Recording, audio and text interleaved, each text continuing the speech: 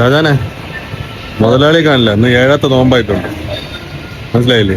മുതലാളി ബസാറിൽ പോയിട്ട് ഇറങ്ങിയവരായിരിക്കും. പക്ഷെ നിങ്ങൾ വിളിച്ചു വരുത്തിയത് ഇത്രയും വലിയ സെറ്റപ്പിലോട്ടാണെന്ന് അറിഞ്ഞിട്ടില്ല. എന്തായാലും ഇന്നത്തെ ഇവിടെ മലേഷ്യക്കാരെ സ്ട്രീറ്റ് ഫുഡിന്റെ ഒരു ലോകമാണ്. ഒരു ശരിക്കും മഴയുണ്ട്, നോമ്പുമാണ്, എല്ലാം കാണിച്ചു തരും. മെല്ലെ ഇന്ന് ആള് കുറവാണ്. ഇന്നലെ മെനങ്ങാന്ന് കാണണം. എന്റെ മോനെ ഭയങ്കര എടുക്കാൻ വേണ്ടി ആയിരിക്കും. അത് തന്നെ. ഓക്കെ, മഴയായിട്ട് ആളില്ലാത്ത കുറച്ച് കാണിച്ചു തരാം. മുർച്ചിയുടെ മുങ്ങണ്, കള്ളനാണ്, വേറെ കള്ളൻ.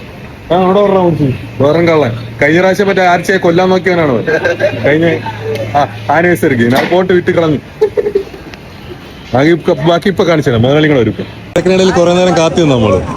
ഇതാണ് ഇവിടെ എത്തണ്ടേ, വണ്ടി വരെ ഇങ്ങോട്ടേക്ക് വരാൻ കഴിയണ്ടേ? അത്രക്കുള്ള എത്ര സെറ്റപ്പാണിത് ഫുള്ള്. നമ്മളെ പരിപാടിന്ന് തുടങ്ങാം. ഇതാണ് റമദാൻ ബസാർ. ഏകദേശം 100ഓളം ടെന്റുകളുണ്ട്. എന്താന്നല്ലേ, നോമ്പിന് വേണ്ടി ഒരുക്കിയ മലേഷ്യൻ പലഹാരങ്ങൾ മാത്രമല്ല, പലതരത്തിലുള്ള ഫുഡുകൾ, കോഴി, ബീഫ്, ആട് എന്നിവിടെ ഹെവി ഡിഷസ്. ഇന്നിവിടെ മഴ കാരണം ആളുടെ തിരക്ക് കുറവാണ്, എന്നാലും കുഴപ്പമില്ല. പറയാൻ പറ്റാത്ത അത്രയും വിഭവങ്ങളുണ്ട്. മഴവിൽ കളറുകൾ പോലുള്ള ജ്യൂസുകൾ. ഈ കാണുന്ന ഫുഡുകളുടെ പേര് ചോദിക്കാൻ തന്നെ വേണം 2 ദിവസം. അതുകൊണ്ട് എല്ലാം ഇങ്ങനെ കണ്ടു തീർക്കുക. ശരിക്കും ഞാൻ കണ്ടതിൽ വെച്ച് ഏറ്റവും വലുതാണ് ഈ ബസാർ. ഇങ്ങനത്തെ ബസാർ മലേഷ്യയിലെ പല സ്ഥലങ്ങളിലായി ചെറുതും വലുതുമായി ഉണ്ട്. പ്രത്യേകിച്ച് നോമ്പ് സമയത്ത് ഒരു കാഴ്ചക്കാരൻ എന്ന നിലയിൽ ഇതൊരു വലിയ സംഭവം തന്നെയാണ്. അത് നിങ്ങളും കാണേണ്ടത് തന്നെയാണ്.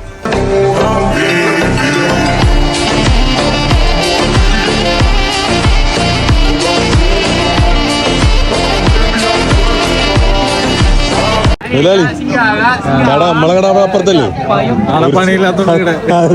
മൂർച്ചയൊക്കെ അവിടെ ഫുള്ള് ഫുഡ് അടിക്കാൻ വേണ്ടിട്ട് ഇവിടുന്ന് കവറും കൊണ്ട് ഇറങ്ങും വൈകുന്നേരം. ആ തലയ്ക്ക് പോലെ ഈ തലയ്ക്ക് വരെ ബാക്കിയെല്ലാം എടുക്കാൻ വേണ്ടി. പക്ഷെ ഇന്ന് രാവിലെ വരണമെന്ന് അറിയാമോ, 8 മണിക്ക് എല്ലാരും കഴിഞ്ഞു പോകുന്നു. അപ്പൊ മനസ്സിലായിക്കൂടെ, കടയിൽ പണിയൊന്നുമില്ല, ഇങ്ങനെ പണി എടുക്കുന്നല്ലേ.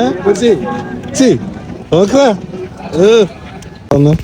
കറങ്ങി തിരിഞ്ഞ് ലാസ്റ്റ് വീട്ടിലെത്തി.